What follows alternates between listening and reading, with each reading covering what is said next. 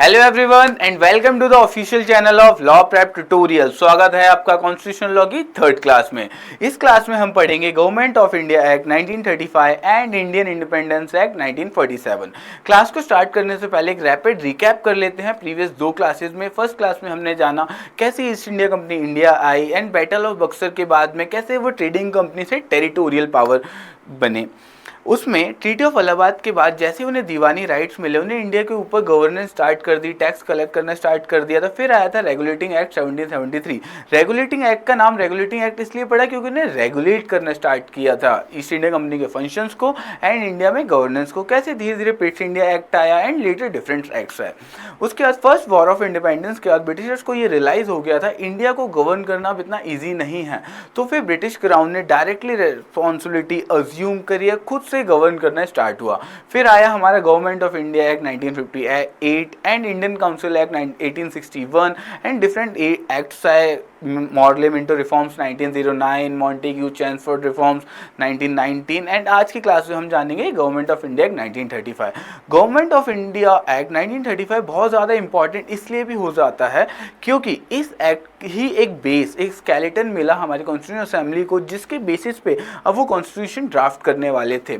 तो government of India act के काफ़ी सारे प्रोविजंस को यूज़ किया गया है हमारे प्रेजेंट डे कॉन्स्टिट्यूशन में। जब गवर्नमेंट ऑफ इंडिया एक्ट 1935 आया था तो उसमें 321 सेक्शंस थे एंड 10 शेड्यूल्स थे। आज के टाइम हम कॉन्स्टिट्यूशन में आर्टिकल्स को रेफर करते हैं, उस टाइम पे सेक्शंस यूज़ किए गए थे। तो फर्स्ट मेजर प्रोविजन जो लेके आया गया था इस एक्ट में वो ये था कि ऑल इंडिया फेडरेशन बनाई गई, एस्टेब्लिश की गई, जिसमें प्रोविंसेस एंड प्रिंसली स्टेट्स को ऐसे डिफरेंट यूनिट्स माना गया एंड इसी एक्ट के अंडर 3 लिस्ट प्रोवाइड की गई थी। फर्स्ट लिस्ट थी हमारी फेडरल लिस्ट, सेकंड थी प्रोविंशियल लिस्ट, थर्ड थी कॉन्करेंट लिस्ट। प्रेजेंट डे में हम जैसे देखते हैं शेड्यूल 7 में इंडियन कॉन्स्टिट्यूशन के प्रोवाइडेड है union list, state list and concurrent list कि यूनियन लिस्ट पे लॉ बनाएगी सेंट्रल गवर्नमेंट। वैसे ही इस टाइम पीरियड में क्या था, यूनियन लॉ पे फेडरल लिस्ट पे फेडरल गवर्नमेंट लॉ बनाएगी एंड वैसे ही प्रोविंसेस के लिए कोई लॉ बनाना है तो प्रोविंशियल लिस्ट के अंडर वो सब्जेक्ट होगा, तो प्रोविंशियल गवर्नमेंट उसमें लॉ बना सकती है। एंड जो कॉन्करेंट लिस्ट थी उसके अंदर दोनों गवर्नमेंट्स लॉ बना सकती हैं but central law will prevail over it. Second major feature इस एक्ट का ये था कि it abolish the diarchy in provinces. Diarchy में क्या होता था, डबल सिस्टम ऑफ गवर्नेंस होता था। जैसे एक गवर्नर होता था वैसे काउंसिल ऑफ मिनिस्टर्स थे, तो वहाँ पे reserve subjects and transfer subject, इन दो चीज़ों के बेसिस पे लॉ बनाए जाते थे प्रोविंसेस में। तो प्रोविंसेस से डियार्की को अबॉलिश कर दिया गया था इस एक्ट के under.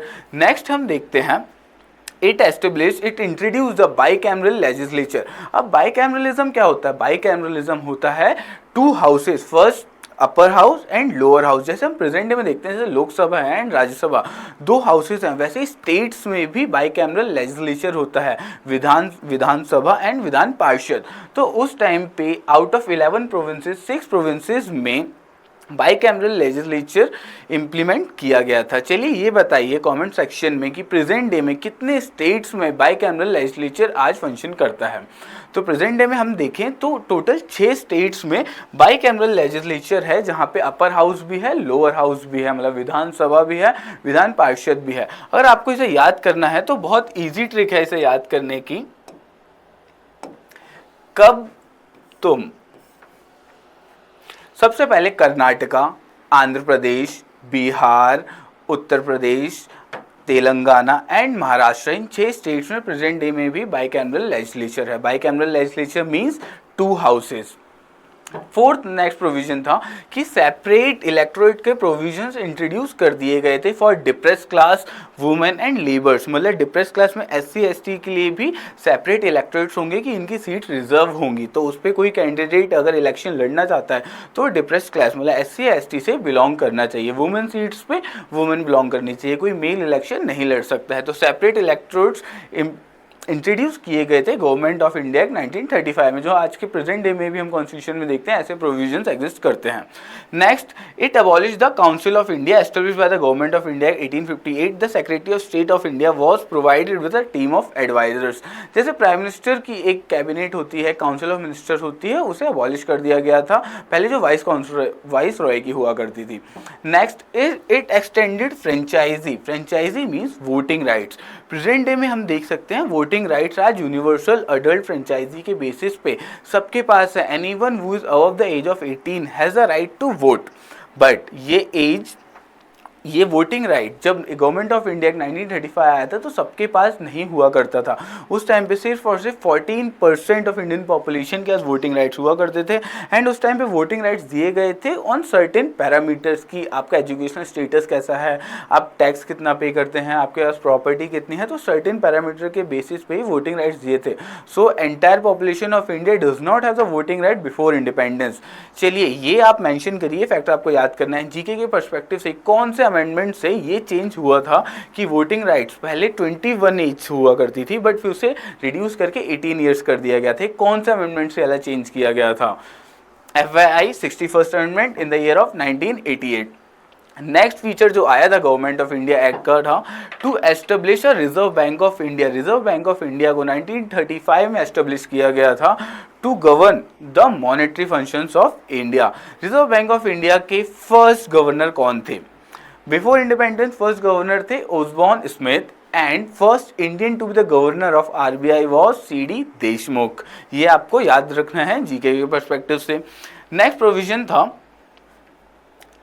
It provided for the establishment of federal public Service commission and state public Service commission. जैसे आज सिविल सर्वेंट्स को अपॉइंट करने के लिए UPSC सिविल सर्विसेज का एग्जाम कंडक्ट कराती है, वैसे स्टेट्स में भी सिविल सर्वेंट्स के लिए एग्जाम होता है। उस टाइम पीरियड पे एक सेपरेट कमीशन एस्टेब्लिश किया गया फॉर स्टेट्स ऑल्सो। आप जरूर मेंशन किए कौन से आर्टिकल के अंडर UPSC का एस्टेब्लिशमेंट है।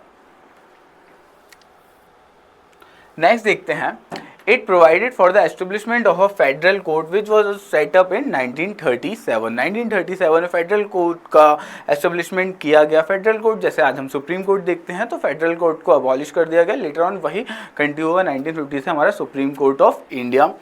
एक मेजर फीचर जो चेंज आप देखते हैं 1935 एक्ट में कि बुर्मा, म्यांमार का प्रीवियस नेम बुर्मा हुआ करता था, म्यांमार को इंडिया से सेपरेट करके एक इंडिपेंडेंट कंट्री डेवलप कर दिया गया था उस टाइम पे।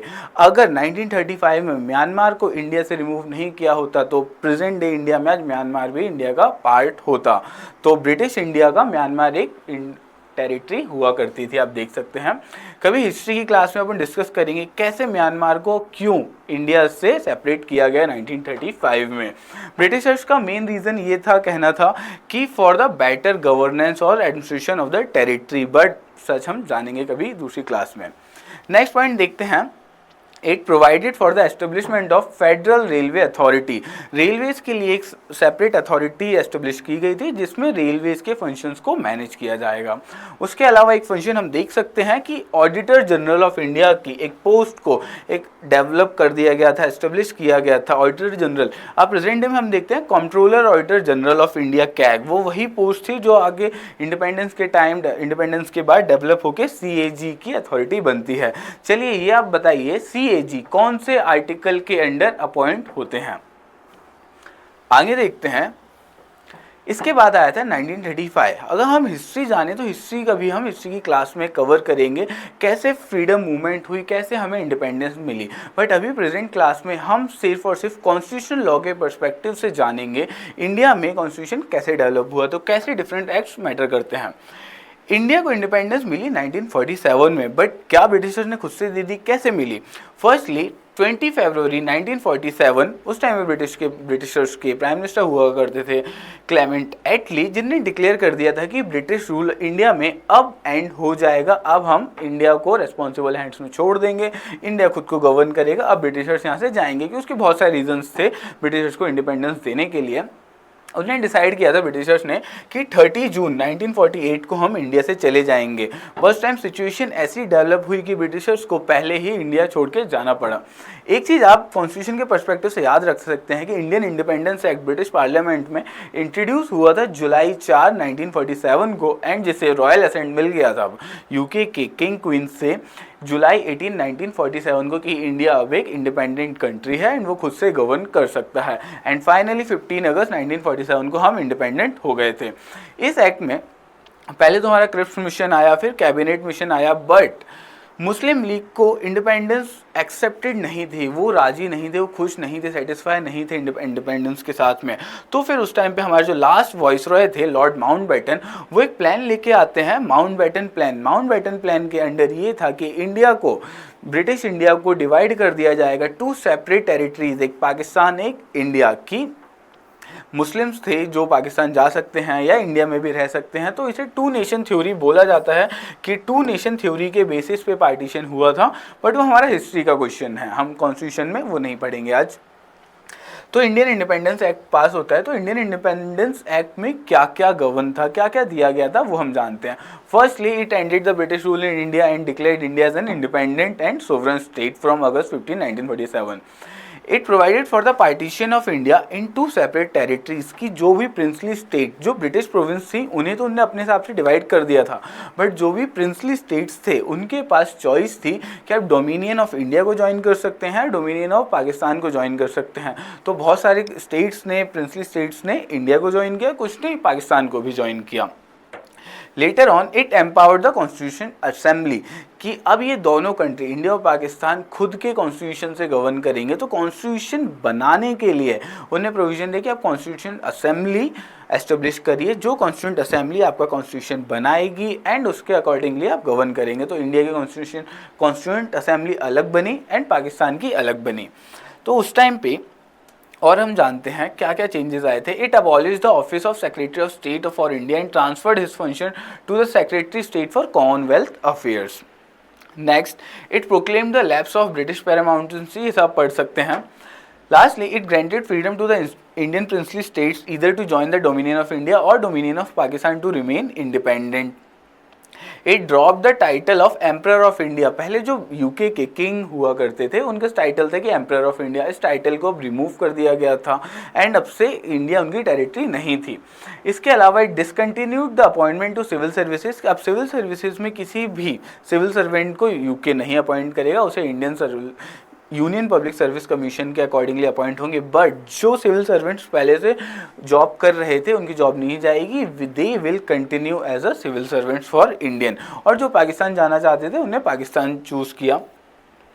उसके अलावा at the stroke of midnight of 14th August and 15th August Indian granted it's independence from British rule and Lord Mountbatten become the first Governor General of the new Dominion of India and he was the last Viceroy of India. Same as जब India और पाकिस्तान को divide किया गया तो एक commission appoint किया गया, red Cliff commission. उस कमीशन के बेसिस पे इंडिया को डिवाइड किया गया एंड जो बाउंड्री आज के प्रेजेंट डे में हम देखते हैं इंडिया पाकिस्तान के बीच में है उसे कहते हैं रेड क्लिफ बाउंड्री। और वैसे इंडिया एंड अफगानिस्तान के बीच में जो बाउंड्री है उसे कहते हैं डूरंड लाइन। ठीक है, ये जानते हैं। ये हुआ हमारे आज की क्लास में। टोटल प्रोविंसेस 17 प्रोविंसेस थी ब्रिटिश इंडिया में, जो कि कुछ प्रोविंसेस चली गई थी पाकिस्तान में। नेक्स्ट क्लास में हम देखेंगे कॉन्स्टिट्यूंट असेंबली को हम जानेंगे, कॉन्स्टिट्यूंट असेंबली कैसे डेवलप हुई, उसकी डिमांड कैसे अराइज हुई इंडिया में, उसकी टाइमलाइन क्या थी, कैसे फंक्शंस हुए एंड कमिटीज़ कौन कौन सी थी कॉन्स्टिट्यूंट असेंबली में एंड क्रिटिसिज्म क्यों होता है कॉन्स्टिट्यूंट असेंबली का, ये सब जानेंगे हम नेक्स्ट क्लास में। तो बने रहिए लॉ प्रेप के साथ में एंड कॉन्स्टिट्यूशन लॉ को हम ऐसे ही कंटिन्यू करेंगे एंड इसी सीरीज़ में हम पूरा कॉन्स्टिट्यूशन कवर करेंगे। So thank you.